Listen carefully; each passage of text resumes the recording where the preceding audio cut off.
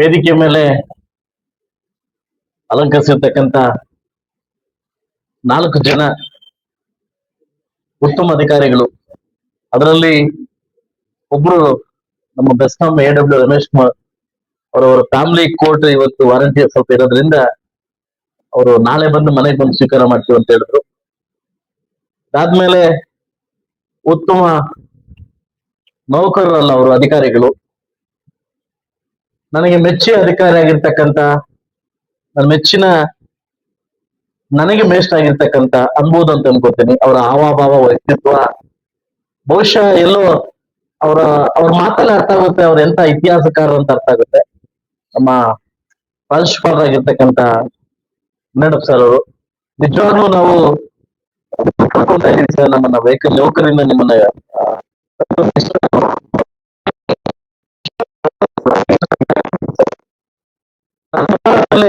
ನಾನು ಕೂಡ ಒಬ್ಬ ಸರ್ಕಾರಿ ಶಾಲೆ ವಿದ್ಯಾರ್ಥಿಯಾಗಿ ನನ್ನ ನೋವುಗಳನ್ನ ಕಂಡಾಗ ನಾನು ಹಳ್ಳಿಗಾಡಿಂದ ಬಂದ ಎಷ್ಟು ಆ ಸಂದರ್ಭಕ್ಕೆ ನನಗೊಂದು ಸವಾಲಾಗಿತ್ತು. ಶೈಕ್ಷಣಿಕ ಕ್ಷೇತ್ರ ಒಂದು ಸವಾಲಾಗಿತ್ತು ನನಗೆ.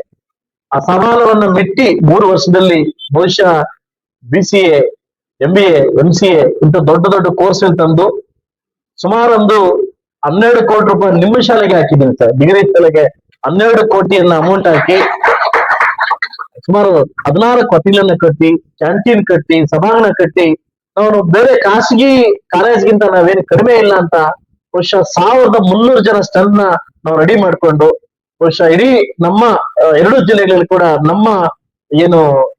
ನಮ್ಮ ಕಾಲೇಜ್ ಇದೆ, ನಮ್ಮೂರನ್ ಕಾಲೇಜಾಗಿ ಮಾಡ್ಲಿಕ್ಕೆ ಸಹಕಾರ ಕೊಟ್ಟಿದ್ದಕ್ಕೆ ನಿಮಗೆ ನನ್ನ ವೈಯಕ್ತಿಕ ನನ್ನ ಕುಟುಂಬದಿಂದ ತಾಲೂಕು ವತಿಯಿಂದ ನಿಮ್ಗೆ ಧನ್ಯವಾದ ಅಂತ ಹೇಳೋದಕ್ಕೆ ಇಷ್ಟಪಡ್ತೀನಿ ಸರ್. ಇದಾದ್ಮೇಲೆ ನನ್ನ ಪ್ರೀತಿಯ ಅಧಿಕಾರಿ ಇನ್ನೊಬ್ರು ಇದ್ದಾರೆ. ಬಹುಶಃ ನಾನು ಅಧಿಕಾರಿಗಳ ಮೀಟಿಂಗ್ ಕರೆದ ಫಸ್ಟ್ ಅಟೆಂಡೆನ್ಸ್ ಅವರೇ ಇತ್ತು. ಮತ್ತೆ ನಮ್ಮ ಅನುರಾಧ ಮೇಡಮ್ ಅವರು ಬಹುಶಃ ಅಂತ ಶಾಂತ ಸ್ವರೂಪ ವ್ಯಕ್ತಿ ನಾನು ಇದುವರೆಗೂ ನಾನು ಕಂಡಿರ್ಲಿಲ್ಲ. ಸೊ ಇಂತ ಏನೇ ಹೇಳಿ ನಾನು ಮಾಡ್ತೀನಿ ಸರ್, ನಾವೆಲ್ಲ ಐತೀನಿ ಸರ್, ನಾನು చేస్తాను ಸರ್. ಯಾರೇ ಬಂದ್ರು ಕೂಡ ಶಾಪ್ ಕೊಟ್ರಕ್ ಬಂದ್ರು, ಇನ್ನೊಂದು ಕೊಟ್ರು ಬಂದ್ರು, ಇನ್ನೊಂದು ಪಶು ವೈದ್ಯಾಧಿಕಾರಿಯಾಗಿ ನೀವು ನನಗೆ ಮಾಡಿದ ಗಲಾಟೆ ನನ್ನ ಕೈಲಿ ಆಗ್ತಾ ಇಲ್ಲ ಸರ್. ನನ್ 4 ಜನ ವೈದ್ಯರು ಬೇಕು ಅಂದಾಗ ನಾನು ಮಿನಿಸ್ಟರ್ ಹತ್ರ ಕಿತ್ತಾಡಿ ನಿಮ್ಮಷ್ಟು 4 ಜನ ವೈದ್ಯರು ತಂದೆ. ಬಹುಶಃ ನಿಮ್ಗಿರ್ತಕ್ಕಂಥ ಕಾಳಜಿ ನನಗೆ ನನ್ನ ತಾಲೂಕು ಅದೃಷ್ಟ ಮಾಡಿರ್ಬೋದು. ಇನ್ನೊಂದು ನನಗೆ ಅದೃಷ್ಟ ಅಂತಂದ್ರೆ ನೀವು ಆನಂದೂರು ನಮ್ಮ ಟೈಗರ್ ಹತ್ರ ಕೆಲಸ ಮಾಡಿದ್ದೀರಾ, ನಮ್ಮ ಹತ್ರ ಕೂಡ ಕೆಲಸ ಮಾಡಿದ್ದೀರಾ. ನಿಮ್ಮ ಅನುಭವ ಕೂಡ ನಮ್ಗೆ ಹಂಚಿದ್ದೀರಿ. ನಿಮ್ಗಿಂತ ನನ್ನ ಕಿರಿಯ ಉದ್ಯೋಗ ದೊಡ್ಡದಾಗಿರ್ಬೋದು, ಬಟ್ ನಿಮ್ಗಿಂತ ಕಿರಿಯ ನಿಮ್ಮಿಂದ ಕಲ್ತಿರ್ತಕ್ಕಂಥ ಸಾಕಷ್ಟು ಉದ್ಯೋಗ ಮೇಡಮ್, ನಿಮ್ಗೆ ಥ್ಯಾಂಕ್ಸ್ ಹೇಳ್ತೀನಿ ಮೇಡಮ್. ಹಾಗೆ ಮತ್ತೋರ್ವ ವ್ಯಕ್ತಿ ನಮ್ಮ ನಮ್ಮ ರಾಮಚಂದ್ರಪ್ಪ ಅವರು, ಇವರೊಂಥರ ವಿಶೇಷ ವ್ಯಕ್ತಿ.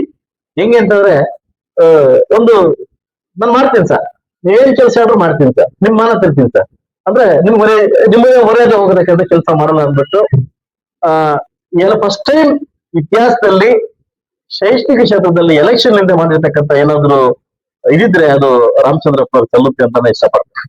ಅದರಿಂದ ನೀವು ಕಡಿಮೆ ಸಮಯದಲ್ಲಿ ನಮ್ಮ ಮೇಲೆ ಕೆಲಸ ಮಾಡಿದ್ರು ಕೂಡ ಒಳ್ಳೆ ಒಂದು ಕೆಲಸವನ್ನು ಮಾಡಿದಿರಿ. ಇನ್ನೊಬ್ಬ ವ್ಯಕ್ತಿ ಬಗ್ಗೆ ಹೇಳಬೇಕು, ನಮ್ಮ ರಮೇಶ್ ಅವರು ಹಳ್ಳಿ ಕಡೆ ಕೇಳೋದು ಕರೆಂಟು. ಸೊ ತುಂಬಾ ಅನುಕೂಲ ಆಗಿದೆ ಸರ್ ನಮ್ಮ ತಾಲೂಕಿಗೆ ನಿಮ್ಮ ಕಡೆಯಿಂದ. ಇಂಥ ನಮ್ಮ ಅಧಿಕಾರಿಗಳನ್ನ ಏನೋ ಕೆಲಸ ಮಾಡಿದ್ರು ಹೊರಟೋದ್ರು ಅಂದ್ರೆ ತಪ್ಪಾಗುತ್ತೆ. ಕುಟುಂಬದಿಂದ ಒಂದು ವ್ಯಕ್ತಿ ಅಡ್ಡಾಡಿದಾಗ ಒಬ್ಬ ಯಜಮಾನಾಗಿ ಕುಟುಂಬ ವ್ಯಕ್ತಿಗಳನ್ನ ಗುರುಸೋದು ನನ್ನ ಧರ್ಮ ಅಂತ ಕಾಣಿಸ್ತದೆ. ಯಾವ ವ್ಯಕ್ತಿಗಳನ್ನ ನಮ್ಮ ಸಂಸಾರದ ಕುಟುಂಬ ರೀತಿಯಲ್ಲಿ ನಡ್ಕೊಂತೀವಿ ಆ ಸಂಸಾರ ತುಂಬಾ ಚೆನ್ನಾಗಿದೆ. ಯಾವ ಸಂಸಾರದಲ್ಲಿ ಒಗ್ಗಟ್ಟಿರ್ತದೋ ಬಹುಶಃ ಆ ಸಂಸಾರದ ಒಂದು ಏನು ಗುರಿ ದೊಡ್ಡ ಮಟ್ಟಕ್ಕೆ ಹೋಗ್ತದೆ. ಬಹುಶಃ ಮುಳಬಾಗಿಲು ತಾಲೂಕಲ್ಲಿ ಒಂದು ಶಾಂತ ಸ್ವರೂಪವಾಗಿ, ಒಂದು ದಬ್ಬಾಳಿಕೆ ಇಲ್ಲದೆ, ಒಂದು ಬೇರೆ ತರ ಇಲ್ಲದೆ ನಾವೆಲ್ಲ ಒಗ್ಗಟ್ಟಾಗಿ ಏನು ತಾಲೂಕು ಅಭಿವೃದ್ಧಿ ಕೆಲಸವನ್ನ ಮಾಡ್ತಾ ಇದೀವಿ ಅಂತ ವ್ಯಕ್ತಿಗಳನ್ನ ನಾವು ಗುರುಸಿ ಸನ್ಮಾನ ಮಾಡೋದು ನಮ್ಮ ಧರ್ಮ ಅಂತ ನಾನು ಹೇಳಕ್ಕೆ ಇಷ್ಟಪಡ್ತೀನಿ. ಇದಕ್ಕೆ ನಾನು ಸಹಕಾರ ಕೊಟ್ಟಿರ್ತಕ್ಕಂಥ ತಾಲೂಕು ಎಲ್ಲ ಆಡಳಿತ ಅಧಿಕಾರಿಗಳು, ವಿಶೇಷವಾಗಿ ನನಗೆ ತಾಲೂಕು ದಂಡಾಧಿಕಾರಿಗಳು ಈ ಕಾರ್ಯಕ್ರಮನ ಹಾಗೂ ನಮ್ಮ ಇವರು ಹಾಗೂ ನಮ್ಮ BO ಈ ಒಂದು ಕಾರ್ಯಕ್ರಮವನ್ನ ಆಯೋಜನೆ ಮಾಡಿದ್ದಕ್ಕೆ ನಿಮಗೆ ವಿಶೇಷವಾದ ಥ್ಯಾಂಕ್ಸ್ ಹೇಳ್ತಾ ನಾನು ಒಂದು ಮಾತನ್ನ ಹೇಳಬಲ್ಲೆ. ಇಲ್ಲಿ ಕೂತಿರ್ತಕ್ಕಂಥ ಪ್ರತಿಯೊಬ್ಬ ಅಧಿಕಾರಿ ಕೂಡ ಈ ಒಂದು ನಿಮ್ಗೆ ಟೈಮ್ ಬಂದೇ ಬರ್ತದೆ. ಬಹುಶಃ ನನಗೆ 5 ವರ್ಷ ಕೊಟ್ಟಿರ್ಬೋದು, ನಾನು ಒಳ್ಳೆ ಕೆಲಸ ಮಾಡಿದ್ರೆ ಭಗವಂತ ನಮ್ಮ ಉಳಿಸ್ಕೊಬೋದು, ನನ್ನ ಮತ್ತಾರಪ್ಪ ಉಳಿಸ್ಕೊಬೋದು. ಆದ್ರೆ ನಿಮಗೆ ಭಗವಂತ ಆಲ್ರೆಡಿ ಟೈಮ್ ಲೈನ್ ಫಿಕ್ಸ್ ಮಾಡ್ಬಿಟ್ಟಿದ್ದಾರೆ. ಯಾಕೇಳಿ ನೀವು 58-60 ವರ್ಷ ಆದ್ಮೇಲೆ ಹೋಗ್ಲೇಬೇಕು ಎಲ್ಲಿಗೆ ಮನೆಗೆ. ಆದ್ರೆ ಕಡಿಮೆ ಅವಧಿಯಲ್ಲಿ ನಿಮ್ಗೆ ಕೊಟ್ಟಿರ್ತಕ್ಕಂಥ ಅವಕಾಶವನ್ನ ಬಹುಶಃ DK ರವಿ ಅಂತ ಕೆಲಸವನ್ನ ಯಾರು ಮಾಡಿ ಅವ್ರ ತರ ಹೆಸರು ಯಾರು ಗಳಿಸ್ತೀರಿ? ಬಹುಶಃ ನಿಮ್ಮ ಮನೆ ಮಕ್ಕಳ ತರಾಂತರ ಕೂಡ ಹೆಸರು ನಿಮ್ಗೆ ಏನಾಗುತ್ತೆ, ಕ್ಯಾರಿಫಾರ್ ಆಗುತ್ತೆ.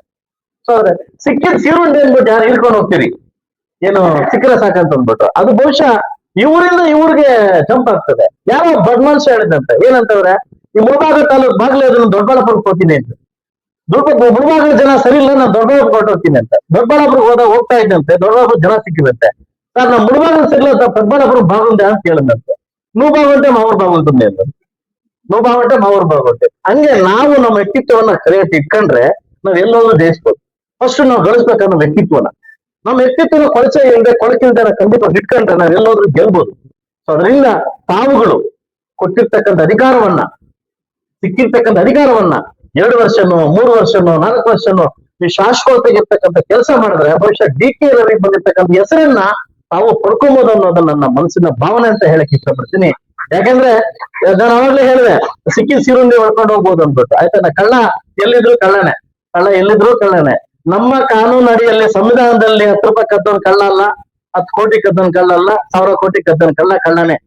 ಸೊ ಅದರಿಂದ ಉತ್ತಮ ಸೇವೆ ಸಲ್ಲಿಸಲಿಕ್ಕೆ ಶತ ಪ್ರಯತ್ನವನ್ನ ಮಾಡಿ ಅಂತ ನನ್ನ ಒಂದು ಕಿರುಮಾತನ್ನ ಹೇಳಕ್ ಇಷ್ಟಪಡ್ತೀನಿ.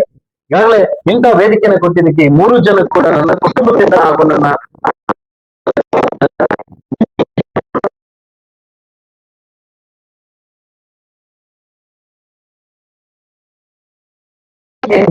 ಅವಕಾಶ ಕೊಟ್ಟಿದ್ದಕ್ಕೆ ಮತ್ತೊಮ್ಮೆ ನಮಗೆ ಧನ್ಯವಾದ ತಿಳಿಸಕ್ಕೆ ಇಷ್ಟಪಡ್ತೀನಿ.